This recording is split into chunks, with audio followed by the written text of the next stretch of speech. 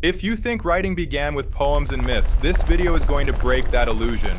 We're going back to the first clay tablets to show you how writing was invented to record who owed what, and how that decision quietly shaped today's laws, bank balances, and the way money rules your life. Because when archaeologists dug up the oldest pieces of writing they could find, they didn't discover epic novels. They found lists, inventories, ledger tablets, who brought how much grain, who owed how many animals, which field was taxed and by how much. In other words, humanity's first documents were not about dreams, they were about debt. In the last video, we talked about a world where trade ran on memory, reputation, and relationships. You helped your neighbor because one day you might need them too. Promises lived in people's heads. But something changed. Villages became cities. Temples turned into massive storehouses. Grain and goods flowed in from miles away. And suddenly, one question started to haunt those in charge. How do we keep track of all this? Imagine ancient Mesopotamia. The sun is brutal.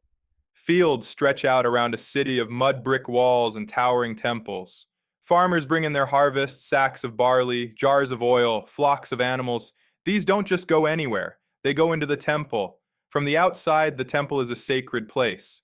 But inside, it is also something else, a warehouse, a tax office, a payroll department, workers, soldiers, servants, priests, all of them depend on what is stored here. If you control the temple's records, you don't just control religion, you control the economy.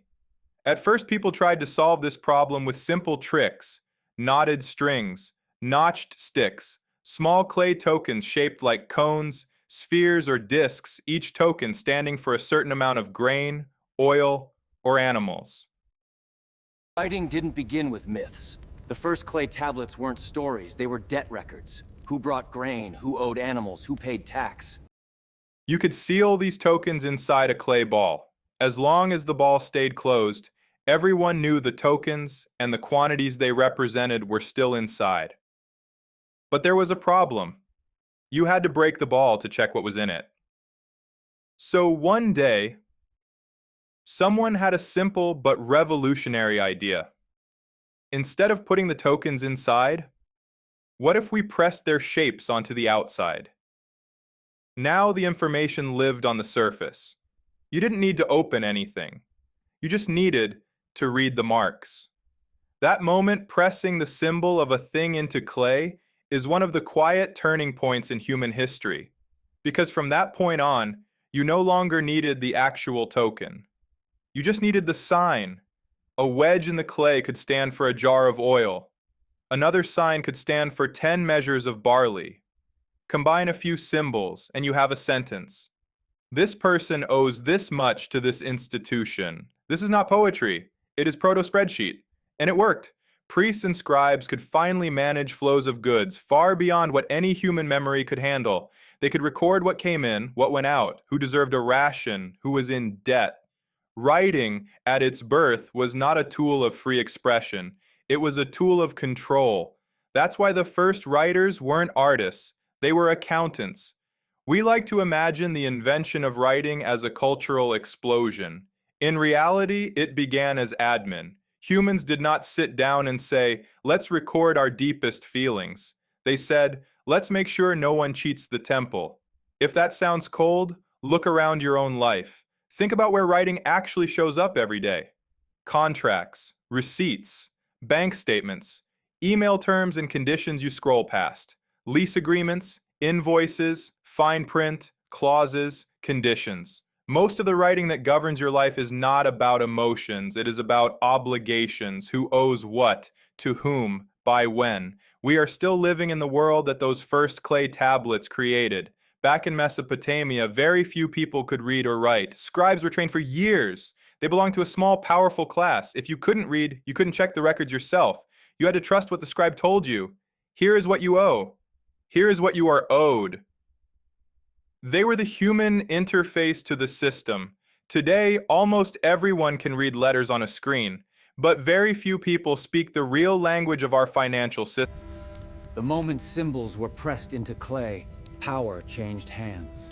Writing wasn't born for poetry. We don't fully understand central bank reports or derivative contracts. We still depend on an expert class to tell us what the numbers mean. Back then, your life could fit into a few lines on a clay tablet. Name, amount, obligation. Today, your life fits into a few lines of a database. Salary, credit score, debt balance. The surface has changed. The logic hasn't. Writing did something very simple and very dangerous. It made promises permanent. Before writing, if someone claimed you owed them, you could argue. And you could say, that's not how it happened, you're remembering it wrong.